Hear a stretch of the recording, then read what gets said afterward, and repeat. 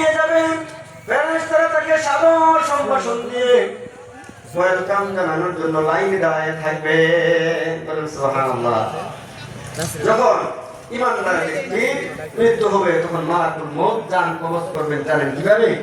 নবী করিম সাল্লাল্লাহু আলাইহি ওয়াসাল্লাম বলেন, ওই ইমানদার ব্যক্তির জান নেওয়া হবে যেন একজন সদ্য ভূমিষ্ঠ হওয়া একটা সন্তান যেভাবে তার মায়ের দুধ পান করতে করতে সে ঘুমায়া যায়, একজন ইমানদার ব্যক্তির জান এইভাবে মালাকুল মউত কবজ করবেন, তার কোনো কষ্ট হবে না, যেন সে মায়ের কোলেই শুয়ে পড়েছে।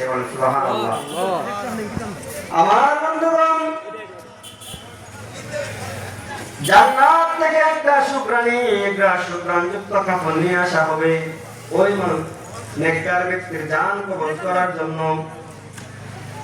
জান্নাত থেকে নিয়ে আসা হবে একটা শুকরাণী কাপড়ের কাপড়। নেককার ব্যক্তির জানটা কবজ করার পরে ফেরেশতা ওই জান্নাতি কাপড়ের মধ্যে তার জানটাকে রাখবেন, আত্মাটাকে রাখবেন। সাদর সম্ভাষণ দিয়ে প্রথম আসমানে যাইবেন। প্রথম আসমানে যিনি ফেরেশতা থাকেন দায়িত্বরত ফেরেশতা, তোমার নাম হলো ইসমাঈল। ওখানে 12,000 ফেরেশতা থাকেন দায়িত্বরত।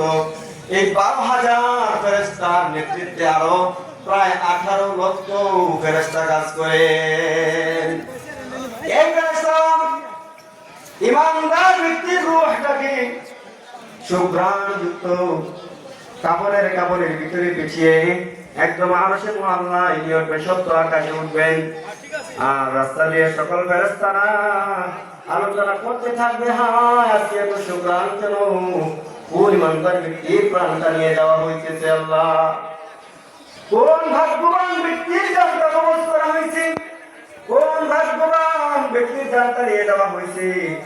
রাস্তা দিয়ে যাওয়া হইতেছে, শুকরান ছড়াইতেছে। ফেরেশতারা প্রত্যেকটা আসমানের মধ্যে শুকরান পাইতেছেন। ওই ইমানদার ব্যক্তির আত্মাটাকে, ওই ইমানদার ব্যক্তির আত্মাকে তাকে সপ্ত আকাশ পর্যন্ত নিয়ে যাওয়া হবে। আর ওই ইমানদার ব্যক্তির আমলটাকে আলে আল্লিনের মধ্যে রাখা হবে, সর্বোচ্চ স্থানের মধ্যে রাখা হবে। আর দেহটা থাকবে তার জমিনে, শুধু দেহটা কায়া হয়ে তার জমিনে পড়ে থাকবে, কিন্তু তার আত্মাটা কোথায় থাকবে বলেন?